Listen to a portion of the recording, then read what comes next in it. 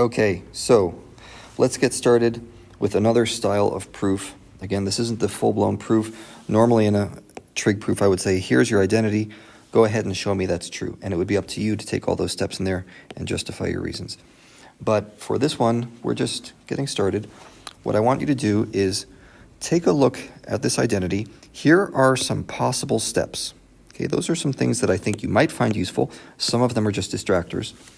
And I want you to change the right side of this proof in red until it matches the left side. Okay, so here's how we're going to do that. You can either look through each step and see which one of them comes directly from this. Okay, that's one method. I don't love it. What I would rather you're doing at this point is trying some idea of a proof on your own. Okay, so I'll give you an example. I'm going to say cosine fourth of beta minus cosine squared of beta. And as I think about the things that might come in useful here, I come up with the idea of factoring. Okay. Now I come up with the idea of factoring because I've done a ton of proofs. And as you do a ton of proofs, you will get better at this, and you'll see patterns, and you'll get to know what sort of works and what doesn't. So when I factor out that cosine squared that I think is the GCF, look what I get. Cosine squared beta minus 1. And I don't even need to know where I'm going, honestly. What's important to me is that I see this right here, this cosine squared minus 1, and I think, aha, I know that is related to the Santa Claus identity.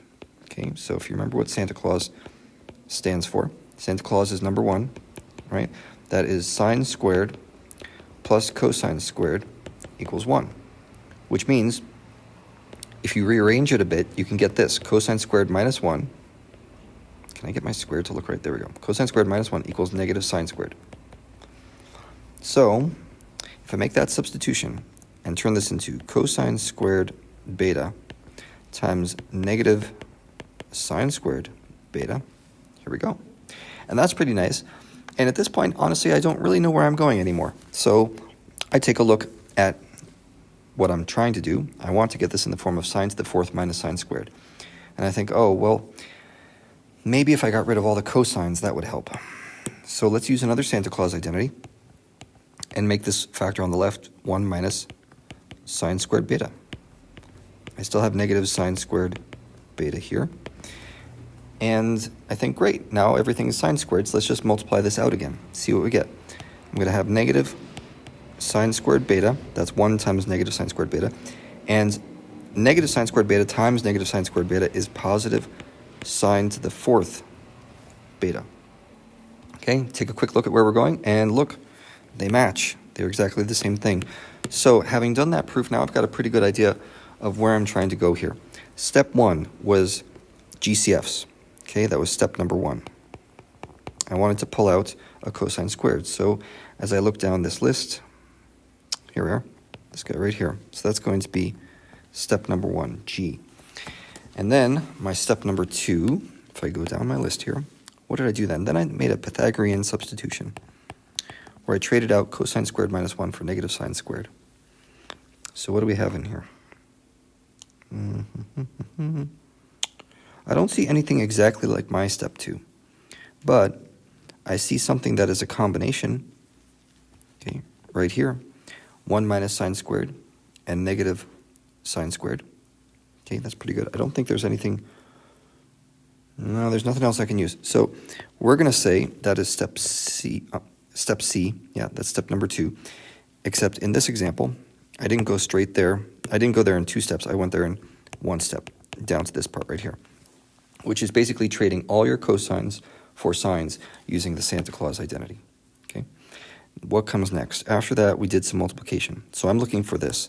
I'm looking for a sine squared, a negative sine squared plus a sine to the fourth. So where can I find one of those? Negative sine squared plus, there it is.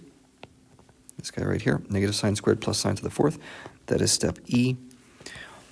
And the last step was just a small rearranging of this. Okay, I wanted to turn negative sine squared sine fourth into sine fourth minus sine squared. So that's a really minor thing. Where is it? Right here, F. Okay, so this is the order that I would place these steps. G, C, E, F. And if you look over the ones we didn't use, okay, see these guys? They are just complete distractors. They would not be right. Sometimes they're off by a plus or minus sign. Sometimes they have nothing to do with the problem, although that's rare. Sometimes it's based on incorrect factoring, you know.